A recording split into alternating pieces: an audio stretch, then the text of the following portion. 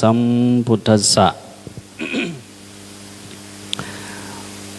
โอ้อนิจจาสังขารานี่อนาถเก่งสลาดหรือสวยงามก่อเหี่ยวเสาเกิบคู่ไม้ก่อเหี่ยวยานเหมือนกายเฮาต้องแก่เฒ่าแตกสลายตายตามจริงเกิบคู่งามใส่ทุกยาม3 ปีเสาเป็นเกิบเก่าตามกฎเกณฑ์แห่งสังขารมวลมนุษย์ดีหรือสัวบ่เหิงนานกายสังขารล้วนสลายกายเป็นดินถึงจะตายกายเป็นดินก็สร้างเถิดหากเมื่อเกิดเป็นมนุษย์ต้องเข้มแข็งบ่อายฟ้าไผว่าบ้าอย่าเบิดแหงรักเข้มแข็งเหมือนบ่ตายสหายเอ่ยขอน้อมไหวคุณพระศรีรัตนตรัยอันมีพระพุทธเจ้าที่มีคุณเหนือประมาณพระธรรมมีคุณเหนือประมาณพระสงฆ์ก็มีคุณเหนือประมาณขอกราบนมัสการถวายความเคารพพระเดชพระคุณพระทานแก้วอุดรตลอดหอดพระเทรานุเทระขอโอกาส ถวายความเคารพพ่อแม่ครูบาอาจารย์ที่เป็นพระมานัตตะน้องก็หน่อยเนาะขึ้นมานัดได้เนาะพ่อแม่ครูบาอาจารย์เนาะตลอดหอดนำถือหักแพงลูกหลานจวนนี้นอกตนญาติโยมเบิดทุกผู้ทุกคนต่อไปเฮากับฟังธรรมด้วยความเคารพบ่นบมือก็ได้ เมื่อนี้ข้าน้อยได้รับความเมตตาจากพ่อแม่ครูบาอาจารย์พระเดชพระคุณพระทานแก้วอุดรพร้อมทั้งคณะสงฆ์ได้ให้มาเว้ามาว่าสู่พวกเฮาฟังมาเห็นจนหน่อยสิหลายๆมันรู้สึกเหมือนกับอยู่วัดตัวเองเหมือนกับอยู่วัดอมมาจนหน่อยเฮาอ่านหนังสือได้ทุกองค์อยู่บ่ลูกหลานเฮาจนหน่อยได้ทุกองค์อยู่เนาะได้น้อยนึงเอามาอยู่ประพฤติปฏิบัติธรรมอย่าให้พ่อแม่ครูบาอาจารย์พระเดชพระคุณเพิ่นยุ่งยากลำบากน้ำหลายเด้อลูกหลานเฮาเด้อโยมมากับรุ่นน้อยๆซ้ำนี่แหละกันนะประธานรุ่นน้อยๆรุ่นประถมหลายกับมต้น1 2หลาย ประธานเฮาเพิ่นก็จัดงานประพฤติปฏิบัติธรรมมาทุกๆปีโดยเฉพาะก็คืองานปริวัติกรรมนี่ที่จัดควบคู่ไปกับการประพฤติปฏิบัติธรรมเมื่อกี้นี่ได้อ่านก่อนสู่พวกเราฟังก่อนที่แต่งแดงใส่เกิบตัวเองสังเวชเกิบเก่าเกิบอีเหียนสังเวชเกิบบ่แม่นว่าสังเวชแนวอื่นได้ย้อนว่าเขาใส่ไปใส่มามันก็เก่าไปพิจารณาเห็นนะเกิบงามใส่ทุกเมื่อทุกยามนั่น3 ปีก็เสาเลยเห็นบอกเกิบคูงามคนก็คือกันคนงามเมื่อถึงยาม80ก็เฒ่าเลย เป็นคนเก่าเตรียมตายเตรียมตายก็เลยอันนี้จ่าอันนี้ชีวิตเฮาก็คือกันบ่ต่างกับเสื้อผ้าบ่ต่างกับเกิบบ่เฮิงบ่นานก็เก่าไปเสื่อมไปขาดไปผุพังไป นี่กฎเกณฑ์อันนี้จังกฎเกณฑ์อันนี้จัง แต่ว่าสิ่งที่อยากมาโอ้ล้มมาเว้าให้พวกเราฟังพ่อแม่ครูบาอาจารย์ฟังในมื้อนี้ก็คือสิ่งที่เกี่ยวกับ การดำรงอยู่ของพุทธศาสนาอันนี้ตัวที่หนึ่งแล้วก็ตัวที่สองการดำรงอยู่ของชีวิตพรหมจรรย์หรือว่าง่ายๆก็เฮ็ดจังใดเฮาจึงจะบ่อยากสิกนะเฮ็ดจังใดเฮาจึงจะมีโอกาสตายคาผ้าเหลืองนะสองประเด็นที่หนึ่งเรื่องที่อยากว่าก็คือการดำรงอยู่แห่งพระศาสนาพวกเฮาเจ้าข่อย โดยเฉพาะพ่อแม่ครูบาอาจารย์เฮานี่เฮาจะหักษาพระศาสนาซอยกันแนวใดตัวนี้เพื่อให้พุทธศาสนาของเฮานี่ยืนยาวนานไปนี่พุทธศาสนา ถ้าตามคัมภีร์ดีกาเนาะในรุ่นอัตถกถาเพิ่นก็จะอธิบายไว้ว่าพุทธศาสนาของเฮานี้จะคอยเสื่อมไปและอันตรธานไปภายใน5,000 ปีประมาณนั้นนี่ซึ่งเดี๋ยวนี้มันก็2,500 2สิเข้า2,600แล้วนะครูบาอาจารย์เฮาแต่ว่าพวกเฮาในฐานะที่เป็นลูกเป็นหลานเป็นเหลนของพระพุทธเจ้าที่ เป็นนอเป็นแหนงของพระศาสนานะเฮาสิซอยกันรักษาเท่าใดตัวนี้เฮาจะรักษาสิ่งใดสิ่งหนึ่งนี่พ่อแม่ครูบาอาจารย์เฮาต้องรู้ก่อนว่าตัวของสิ่งนั้นน่ะคืออีหยัง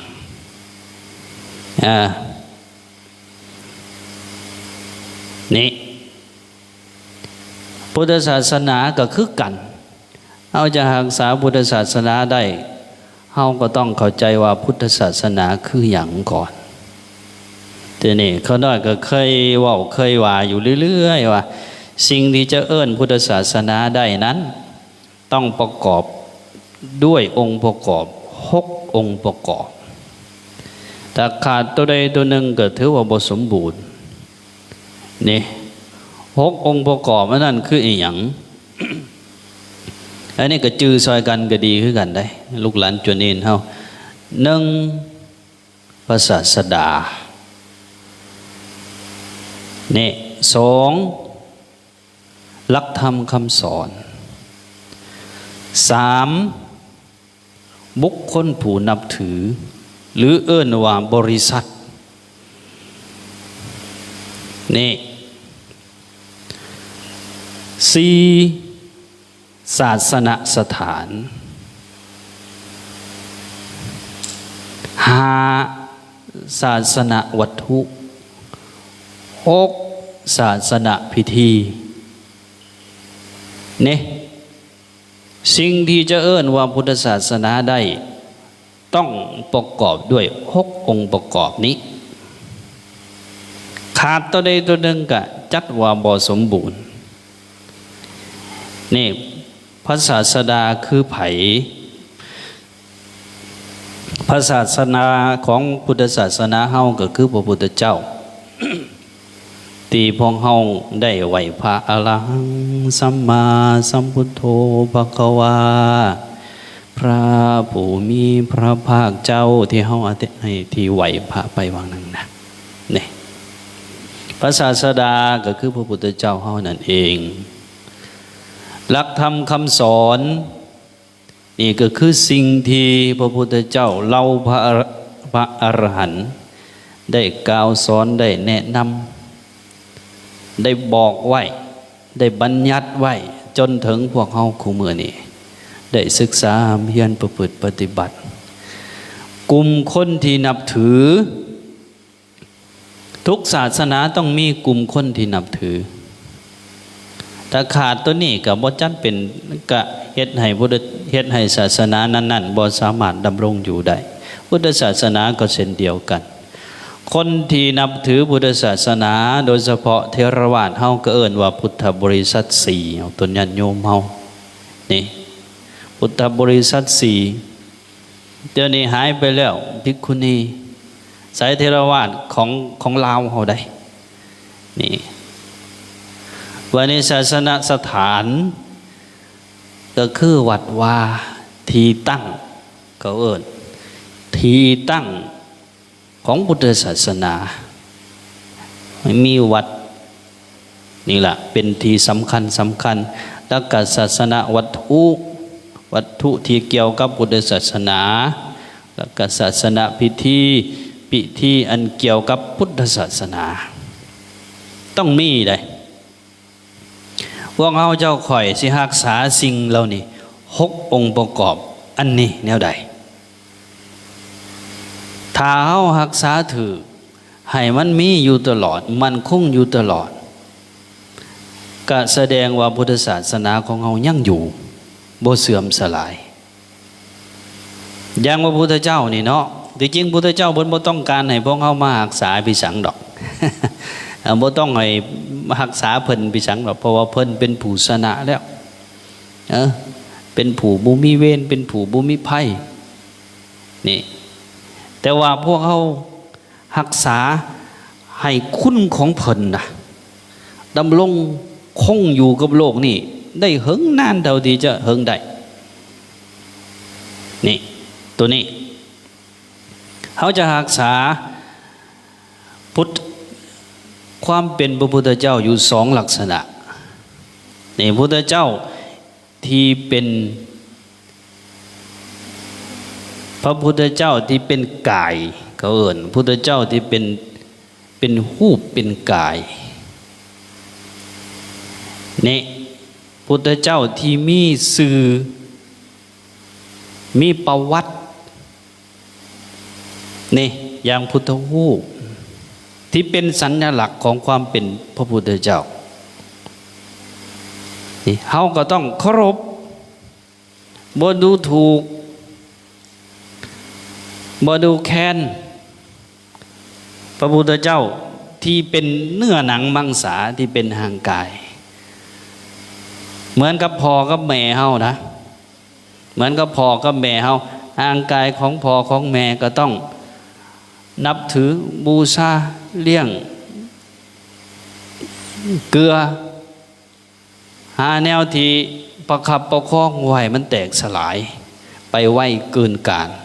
พระพุทธเจ้าก็คือกันที่เป็นรูปกายของเพิ่นที่เป็นสัญลักษณ์ของพระพุทธเจ้าบ่ว่าจะเป็นพระพุทธรูปบ่ว่าจะเป็นธรรมจักรหรืออีหยังก็แล้วแต่เคารพนับถือบูชายำเกรงให้มีตั้งไว้อยู่ในใจตลอดตั้งแต่รูปของเพิ่นตั้งแต่รูปของเพิ่นอันนี้คือพระพุทธเจ้าในฐานะหนึ่งที่เฮาจะต้องรักษานี่คนโบราณนี่ก็เจ้าจึงสร้างสัญลักษณ์เกี่ยวกับพุทธเจ้านี่ด้วยจิตใจที่ใสศรัทธานี่หล่อเลยก็เจ้าคิดเห็นตัวนี้แหละสร้างพุทธรูปก็โอ้ยวิจิตรพิสดารตัวนี้นะเขาเจ้าคิดถึงตัวนี้นะบัดนี้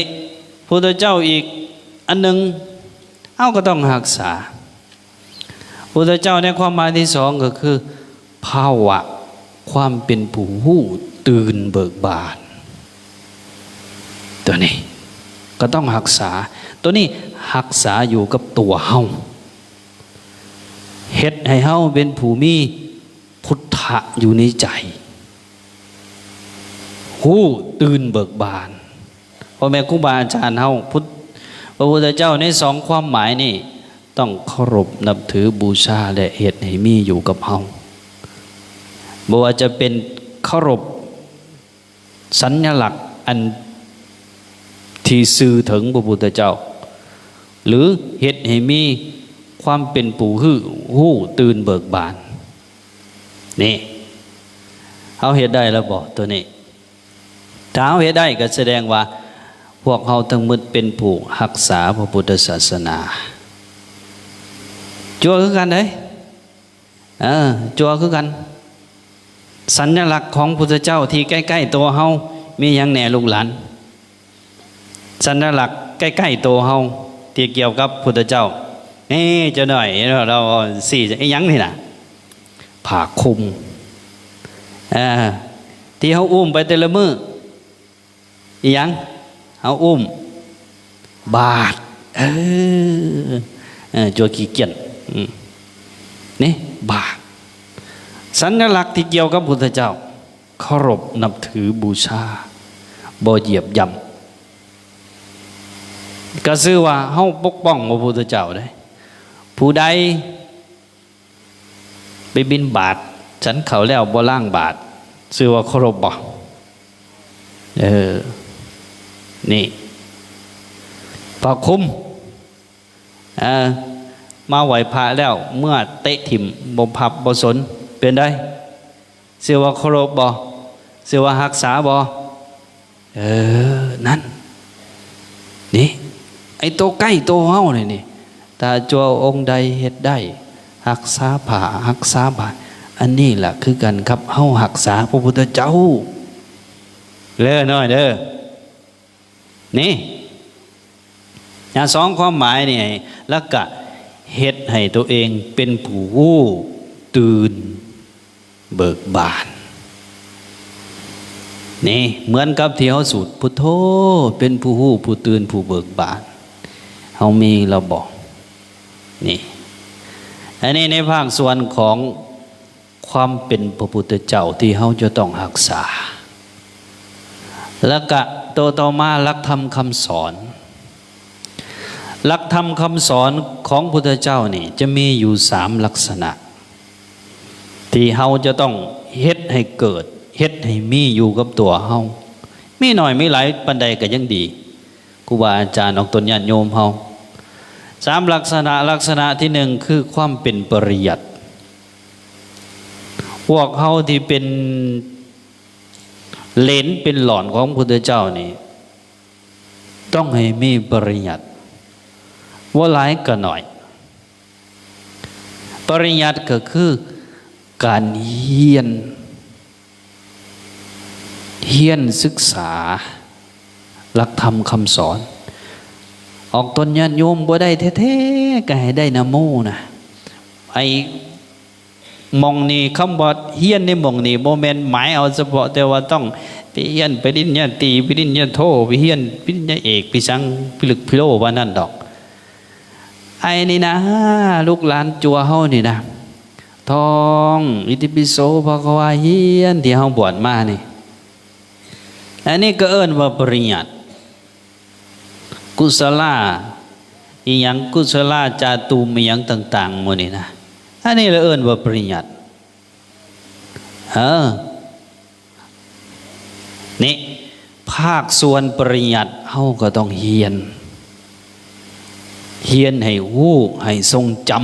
ำให้จื้อได้ทั้งภาคส่วนปริยัติที่เป็นบาลีก็ดีเป็นคำแปลก็ดีอย่างต่างๆก็ดีบ่ได้แท้ๆก็ให้มันได้นะโมได้อิติปิโสตัวนี้เฮาแห้งต้องให้มันได้หลายมีไผในแล้วที่จบมงคลลูกหลานเฮาเหรอผู้ฮุ้งเลยล่ะเจ้าดูบ่ยังไผในเจ้าผู้ฮุ้งอีกเกียรจบแล้วบ่ผู้ฮุ้งเด้นี่แล้วก็ชื่อว่าเป็นผู้มีปริยัติถ้าเราบ่ปะบ่ทิมท้องจำอยู่ตลอดนั่นล่ะชื่อว่าเฮาเป็นผู้มีปริยัติถึงบ่ทรงจำพระไตรปิฎกเบิด3 ไตรน่ะนะ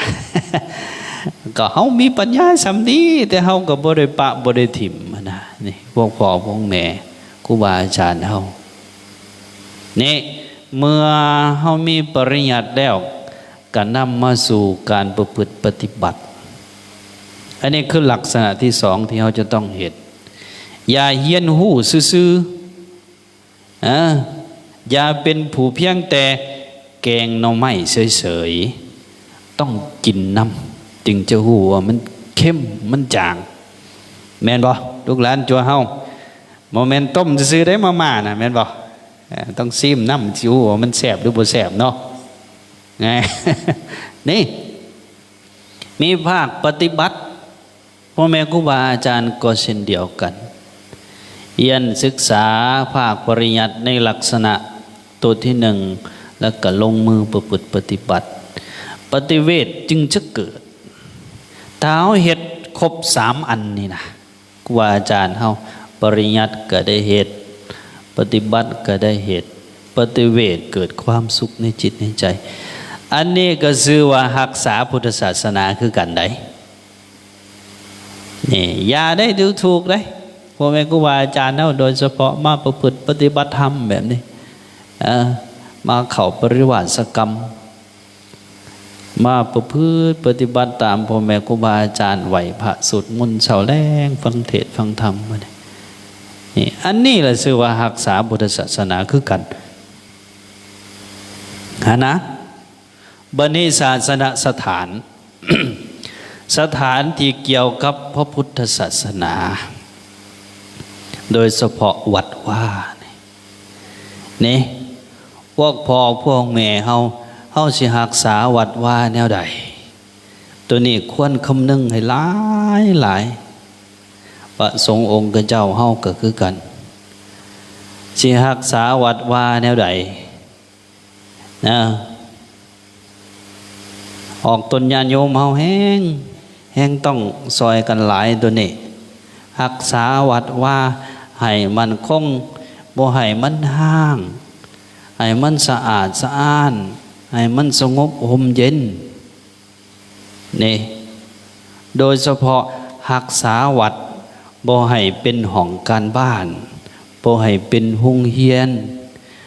นของพอออกนะหรือบ่ให้เป็นหนทางโมนีนะรักษาให้มันดำรงอยู่แล้วก็เป็นไปเพื่อความห่มเย็นเป็นไปเพื่อความสงบบ่ให้มีห่านลำวงบ่ให้มีมหรสพครบงั้นด้วยอบายมุขต่างๆอันนั้นแหละชื่อว่าการรักษานี่บ่ให้มันถึกบิถึกแบงไปก็อยู่ในมือของเฮาเนี่ยสิมอบให้แต่ยกคู่ก็บ่ได้มอบให้แต่ยกคู่มอบให้แต่จัวรักษาวัดก็บ่ได้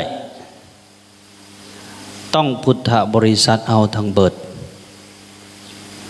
รักษานะรักษาวัดว่าพระศาสนานี่บัดนี้ศาสนาวัตถุอันเกี่ยวกับพุทธศาสนานี่ก็ต้องซอยกันรักษาองค์อย่างศาลากุฏิพระพุทธรูปเจดีย์ต่างๆมื้อนี้ซอยกันบูรณะซอยกันปกป้องซอยกันคุ้มครองนี่ในสมัยก่อนๆนี่นะก็เจ้ายุกย่องศาสนาวัตถุนะของตนญาติโยมพ่อแม่ครูบาอาจารย์ยังสิมนี่นะนี่สิมนี่ถ้าเป็นสมัยก่อนเด้สมัยพระพุทธเจ้าเพิ่นเอิ้นว่าเป็นเขตอภัยทานพระราชามหากษัตริย์ที่ไปจับโจรในหันก็บ่ได้นี่ถือว่าเป็นเขตพิเศษเขตของสงฆ์อันหนึ่งได้นะพวกพ่อพวกแม่เฮาพ่อแม่ครูบาอาจารย์เพิ่นยกสูงนะเพื่ออยากให้มันเป็นสถานที่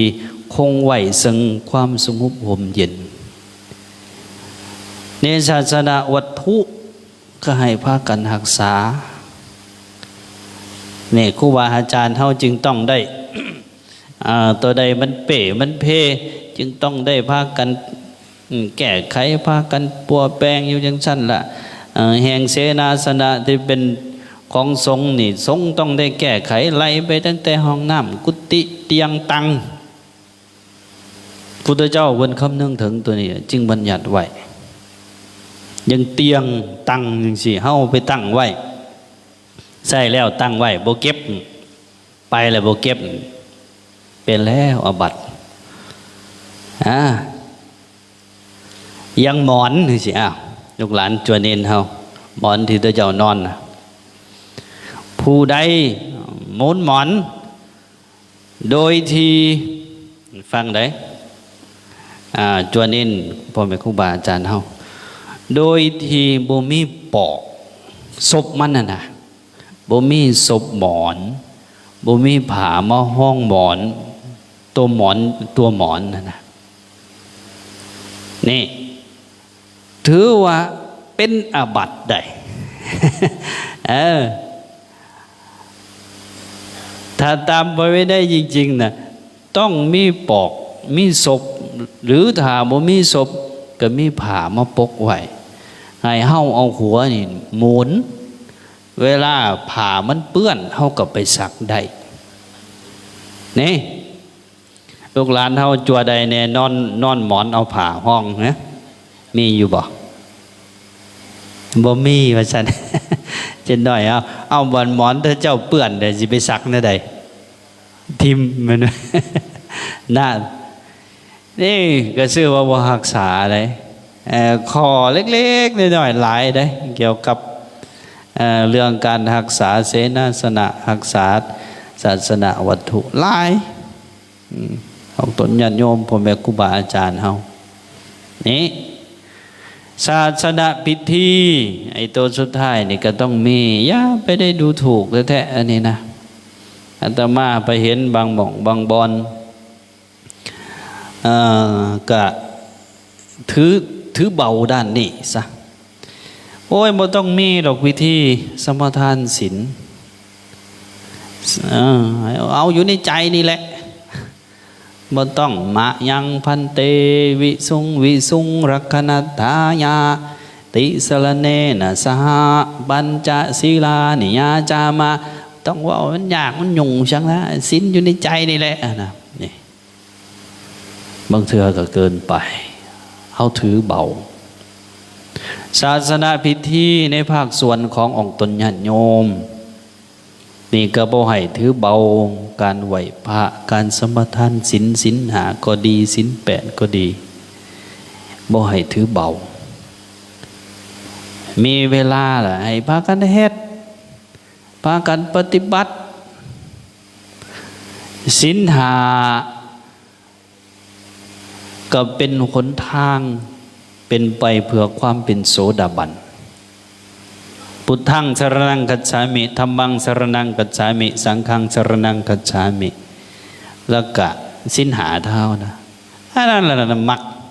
นั่นแหละหนทางที่สิเป็นไปเพื่อความเป็นโสดาบันศีล8ก็เป็นไปเพื่ออนาคามีต้องให้มันจื้อได้ทั้งภาคส่วนที่เป็นบาลีทั้งภาคส่วนที่เป็นคำแปลนำมาสู่การประพฤติปฏิบัตินี่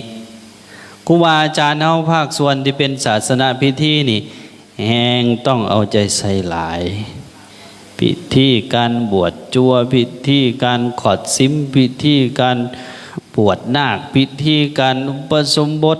พิธีการประพฤติพุทธานาวิธีมื้อนี้อุ้ยแต่เฮาปะสิ่งเหล่านี้นี่ก็เบิดได้ครูบาอาจารย์เฮาปะสิ่งเหล่านี้บ่พากันศึกษาบ่พากันค้นคว้าบ่พากันนำมาประพฤติปฏิบัติก็เฮ็ดให้ศาสนาของเฮานี่ค่อยหายไปแต่ว่างานปริวาสก็ดีนี่งานประพฤติปฏิบัติธรรมก็ดีจึงจัดว่าเป็นศาสนาพิธีอันหนึ่งที่เฮาบ่ควรปากนี่ได้อย่าไปถือเบาแห้งได้6องค์ประกอบนี่ต้องพากันรักษาพ่อแม่ครูบาอาจารย์เฮาองค์ตนญาติโยมทั้งเบิดต้องพากันรักษาพระพุทธเจ้าให้คำนึงไว้2ลักษณะอันหนึ่งก็คือพุทธเจ้าที่เป็นรูปอ่างเป็นห่างกายอย่างพุทธเจ้าของเฮาก็เจ้าชายสิทธัตถะนี่ ทิธาตุสารีริกธาตุพระพุทธรูปธรรมจักรที่ซื่อถึงพระพุทธเจ้าก็ต้องเคารพขับไหวบูชาเห็นพระพุทธเจ้าเพิ่นจึงว่าไว้ในมหาปรินิพพานสูตรผู้ใดมีความหักในเฮามีศรัทธาภาษาทะในเฮาเพียงแต่ไปขาบไปไหวสังเวชนียสถานสี่สถานที่ประสูติตัดสหูแสดงธรรมจักรปรินิพพานนี่น้อมจิตให้เกิดศรัทธาภาษาทะก็เป็นไปเพื่อสวรรค์เพื่อมรรคผลนิพพานคือกันอย่าไปถือเบาๆในตัวนี้พระพุทธรูปคือกันเอาตั้งจิตตั้งใจขาบไว้ตั้งจิตตั้งใจเฮ็ดตั้งจิตตั้งใจรักษาอันนี้ภาคส่วนที่เป็นรูปห่างกายส่วนคุณของเพิ่นที่เป็นพุทโธนะก็ต้องพยายามเฮ็ดให้เกิดพระธรรมพุทธบริษัทก็คือกันตัวนี้ต้องพากันส่งเสริมกันปกป้องกันจึงจะชื่อว่ารักษาพุทธศาสนาส่งเสริมคนดี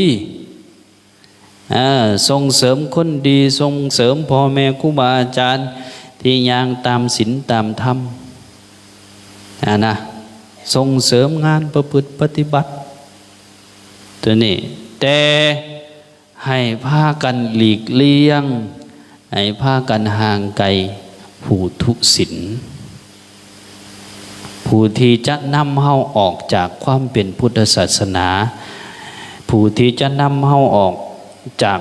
พุทโธคือหู้ตื่นเบิกบานนะพยายามนี่สำคัญได้ตัวนี้ตัวญาติโยมเฮา